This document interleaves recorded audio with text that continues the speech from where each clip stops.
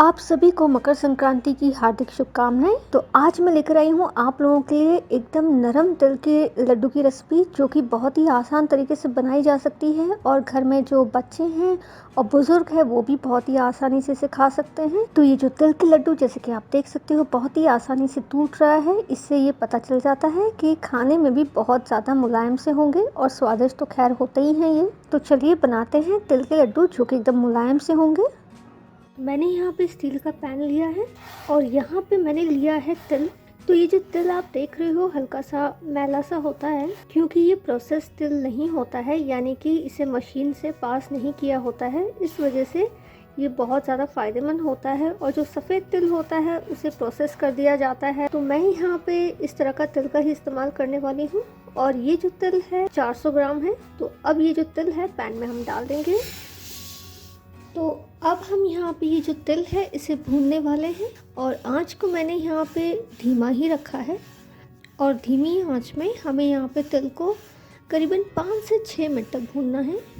तिल को हम यहाँ पे इसलिए भून रहे हैं ताकि तिल में जो नमी है वो पूरी तरह से निकल जाए और ज़्यादा समय तक ये जो तिल के लड्डू हम तैयार कर रहे हैं टिके रहें। तो करीबन 6 मिनट हो चुके हैं, या फिर कह सकते हो 7 मिनट हो चुके हैं। तो हम चेक कर लेते हैं। तो देखिए ये जो तिल है अच्छा खासा गर्म हो चुका है। गैस को हम यहाँ पे बंद कर देंगे और ये जो तिल है इसे हम प्लेट पर निकाल देंगे ताकि ये थोड़ा सा ठंडा हो जाए। और देखिए इस तरह से हम दबाएंगे तो बहुत ही आसानी से क्रश हो जाएगा, यानी कि कुरकुरे हो चुके हैं। देखिए तिल को हम इस तरह से क्रश करेंगे, इस तरह से दबाएंगे, बहुत ही आसान तरीके से क्रश हो जा रहा है। इसका मतलब ये है कि जो तिल है बहुत ही अच्छे से भून चुका है। तो तिल को हम निकालेंगे प्लेट पर। अब फिर से हम पैन में सिंगदाना डालने वाले हैं और ये 200 ग्राम सिंगदाना है। तो अब हम यहाँ पे सिंगदाने को भून लेंगे। सिंगदाने को यहाँ पे हमें कच्चा नहीं रखना है। सिंगदाने को हमें यहाँ पे तब तक भूनना है जब तक सिंगदाना सुनहरी सा ना हो जाए, हल्का सा सुनहरी होना चाहिए। तो आंच को मैंने यहाँ पे धीमा और मध्यम के बीच में रखा है। तो मैं यहाँ पे सिंगदानों को भूनती जा रही हूँ और जैसे कि आप देख सकते हो इसके जो छिलके हैं निकलना शुरू हो चुके हैं। तो हमें यहाँ पे सिंगदानों को थोड़ा सा और भूनना है। तो सिंगदाने यहाँ पे हल्के से सुनहरी होने शुरू हो चुके हैं, जैसे कि आप देख सकते हो। तो हमें यहाँ पे सिंगदाने को और ज़्यादा नहीं भूनना है। तो गैस को अब हम यहाँ पे बंद कर देते हैं। तो सिंगदाने को हम प्लेट पर निकाल लेंगे और जब सिंगदाना ठंडा हो जाएगा तो इसके जो छिलके हैं वो हम निकाल लेंगे। तो सिंगदाने के जो छिलके हैं वो मैंने साफ़ कर लिया है और सिंगदाने को जैसे आप देख सकते हो इसे 2 हिस्सों में कर लिया है। इसके 2 हिस्से हो गए हैं। अब हम यहाँ पे सिंगदाने को सारा का सारा सिंगदाना इस तरह से हम तिल के लड्डू में नहीं डालेंगे, क्योंकि बांधते वक्त थोड़ी सी तकलीफ़ें हो जाती हैं। तो भुने हुए सिंगदाने को मैं इस तरह से थोड़ा सा डाल दूँगी। ये चॉपिंग बोर्ड है और चाकू की सहायता से हम यहाँ पे इसे थोड़ा सा काट लेंगे। दरदरा काटना है हमें।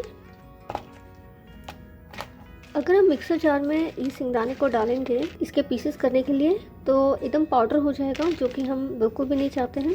तो इस तरह से हम सिंगदाने को थोड़ा सा रफली चॉप कर लेंगे। तो सिंगदाने को मैंने यहाँ पे रफली चॉप कर लिया है। कुछ अक्खे सिंगदाने भी हैं इस तरह से आधे वाले। तो आंच को मैंने यहाँ पे मध्यम रखा है और वही पैन का इस्तेमाल कर रही हूँ मैं, जिसमें मैंने तिल और सिंगदाने को भूना था। और इसमें अब हम डालेंगे ये घी। 1 चम्मच मैंने यहाँ पे घी डाला है और घी यहाँ पे पिघलना शुरू हो चुका है। तो घी को हम इस तरह से फैला देंगे। इसमें हम डालने वाले हैं ये गुड़। तो ये जो गुड़ का आप रंग देख रहे हो ये ब्राउन कलर का गुड़ है, ये पीला नहीं है। जो चिक्की वाला जो गुड़ होता है वो पीला सा होता है। तो ये गुड़ मैंने 350 ग्राम लिया है। तो ये गुड़ को बहुत ही अच्छे से मैंने चाकू की सहायता से काट लिया था और आंच को मैंने यहाँ पे धीमा और मध्यम के बीच में रखा है। तो ये गुड़ को हम घी में मिक्स करेंगे, मिलाएंगे। हम यहाँ पे जो तिल का लड्डू है ऐसे बनाने वाले हैं कि बिल्कुल भी कड़क नहीं होगा। जो मार्केट में मिलते हैं तिल के लड्डू बहुत ज़्यादा कड़क से होते हैं, तो तोड़ने में बहुत ज़्यादा मुश्किल आ जाती है। तो धीरे धीरे यहाँ पे गुड़ पिघलना शुरू हो चुका है और हमें यहाँ पे आँच को बहुत ज़्यादा तेज़ नहीं करना है, नहीं तो गुड़ बहुत ही ज़्यादा जल्दी जलना भी शुरू हो जाता है। तो देखिए यहाँ पे जो गुड़ है पूरी तरह से घुल चुका है। तो जैसे ही गुड़ यहाँ पे पूरी तरह से घुल जाएगा, हम इसमें एक ख़ास चीज़ डालेंगे। इसमें हम डालने वाले हैं इलायची पाउडर। बस हल्का सा इलायची पाउडर डालने वाले हैं और इलायची पाउडर को अच्छे से मिक्स कर लेंगे। आँच को यहाँ पे एकदम धीमा ही रखना है, एकदम स्लो रखना है। जैसे ही यहाँ पे गुड़ पूरी तरह से घुल जाएगा, इसमें हम डालेंगे ये सिंगदाना। अच्छे से मिक्स करेंगे, अच्छे से मिलाएंगे और साथ ही साथ में अब डालेंगे हम यहाँ पे तिल। तो थोड़ा थोड़ा करके तिल डालते जाएंगे और चलाते रहना है। सारा का सारा तिल मैंने डाल दिया है और अब हम यहाँ पे तिल को अच्छे से गुड़ में मिलाएंगे और ऊपर से अब हम डालेंगे थोड़ा सा घी। तो 1 चम्मच ऊपर से हम घी डालने वाले हैं और अच्छे से हम फिर से घी को मिक्स करेंगे और साथ ही साथ में जो तिल है उसे मिक्स करना है। तो बस गैस को हम यहाँ पे बंद कर देंगे। बहुत ही अच्छे से मसल के हमें गुड़ को मिक्स करना है तिल के साथ, साथ ही साथ सिंगदाने के साथ। तो देखिए मैंने यहाँ पे तिल को अच्छे से मिक्स कर दिया है। तो हमारा ये मिक्सचर तिल के लड्डू का तैयार हो चुका है। अब इसके बनाएंगे हम लड्डू।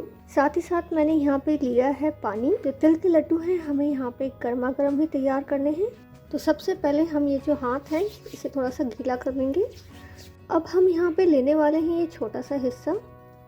हाथों की सहायता से इस तरह से हमें इसके लड्डू तैयार करने हैं। एक लड्डू हमने यहाँ पे तैयार कर लिया है। तो इसे हम रख देंगे इस तरह से प्लेट पर और इसी तरीके से हम बाकी के जो तिल के लड्डू हैं वो तैयार करेंगे। आप चाहो तो जो तिल के लड्डू हैं बहुत ज़्यादा छोटे भी बना सकते हो, ऐसा नहीं कि थोड़ा सा बड़ा ही बनाना है। इस तरह से हम छोटे छोटे तिल के लड्डू तैयार कर सकते हैं। तो छोटा सा तिल का लड्डू मैंने यहाँ तैयार किया है और बीच बीच में ज़रूरत पड़ी तो हम थोड़ा सा पानी लगा लेंगे ताकि हमें चटके ना लगे। तो हमने यहाँ पे सारे के सारे तिल के जो लड्डू हैं वो तैयार कर लिए हैं। देखिए बहुत ही ज़्यादा सुंदर दिख रहे हैं। तो मकर संक्रांति के पावन पर्व के लिए हमने ये बहुत ही आसान तरीके से तिल के लड्डू तैयार कर लिए हैं। तो देखिए ये बहुत ही नरम और बहुत ही आसानी से टूट रहा है। तो घर में छोटे बच्चे हो या बड़े बूढ़े हो तो बहुत ही आसानी से तिल के लड्डू खा सकते हैं। तो देखिए बहुत ही आसानी से टूट रहा है और ये जो तिल के लड्डू है बिल्कुल भी पत्थर की तरह नहीं है। तिल के लड्डू जो मार्केट में मिलते हैं वो एकदम पत्थर की तरह होते हैं, जो बिल्कुल भी नहीं खाया जा सकता है। अगर आपको ये तिल के लड्डू की रेसिपी पसंद आई है तो ज़रूर लाइक कीजिएगा, कमेंट कीजिएगा और बिना भूले मेरे चैनल को सब्सक्राइब जरूर कीजिएगा।